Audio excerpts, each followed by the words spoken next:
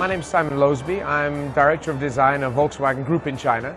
And I'm lucky enough to work with two design teams at the moment, one in Shanghai, one in Changchun.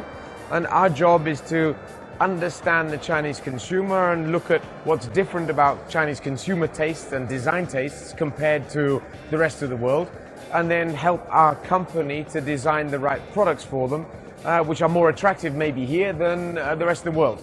And so we look at attractiveness and we look at what makes a product more attractive here to be more successful here. So we try and make our customers happy with the best products we can.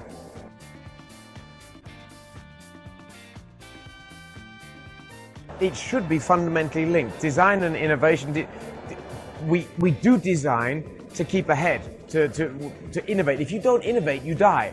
And so nobody wants to die. So when you innovate, you need to design products that are innovative. And the day you launch a new product, it starts getting old. And so usually the day you launch it, you're actually also redesigning it and re-innovating to be even more attractive. And so you have to keep advancing, keep innovating, so that you stay ahead of the competition.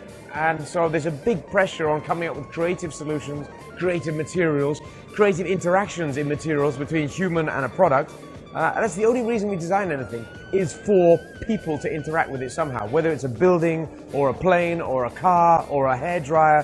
Whatever product has a human interaction. So we're looking in particular at innovative human interaction products, which makes people happy, which puts people in a good mood. And that's what we do. We try and bring a smile to people's faces.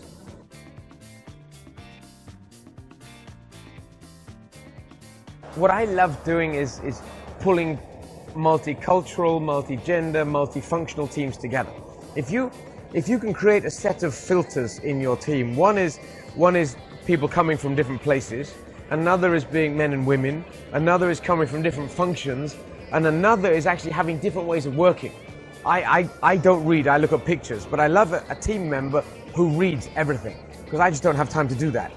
But when you've got all those different layers in a creative team, you can put any idea in the middle of it and try and destruct it from any perspective, from all angles. And if we can't destruct the idea, then it's likely it's a good idea.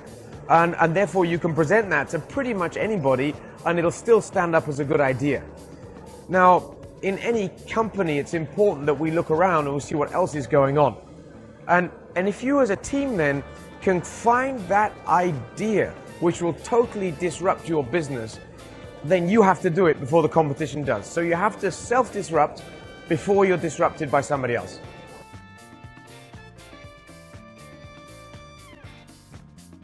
Well, if you look at sustainability, it is the mega trend, the mega topic at the moment, where different cultures have different approaches to sustainability, and probably in China it's more for my personal well-being, my personal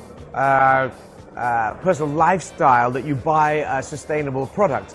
And so as designers, we're always looking to ways to use clever new materials, which are sustainable materials, or recycled materials, or whatever it is that has an impact on the environment, makes people feel good inside about buying that product.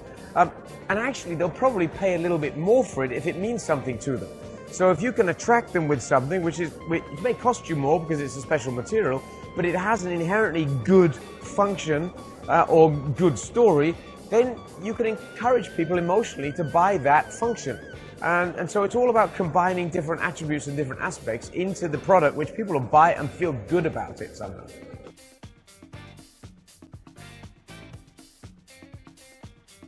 Well, the first step with a good material, a good plastic, is how much design freedom does it give us? If you get more design freedom, you can do more things with it, and you can create new shapes and new forms and new functions with it. I saw recently a very interesting concept which was enabled by rapid prototyping. Now, rapid prototyping, the plastics used of rapid prototyping, it's a whole new technology, so it's a new, it allows us to design new things. This guy had done a sundial digital clock. So it was a cylinder with lots of holes through it at different angles, three-dimensionally. And as the sun hits it at a certain angle, it would cast a number as a shadow. or actually as the body was a shadow and the number was actually the sunlight. And as the sun goes around it, the digital number was changing. Now, the plastic and the technology process enables that product. So it's really important for designers to work with plastics innovators or material innovators to find out what's actually possible with a material or with a process that gives us new creative freedom, not only design freedom, but creative freedom to play with ideas, play with things you couldn't do before. Because if it's totally new, it maybe creates a whole new product direction that's innovative, and then people want that. And so on one side you have the customer side, the marketing guys in the room, the other technologists in the room, the other designers in the room. You have to get them together. And when they work together to look at ideas and something comes out, then that cross-functional thinking is so important.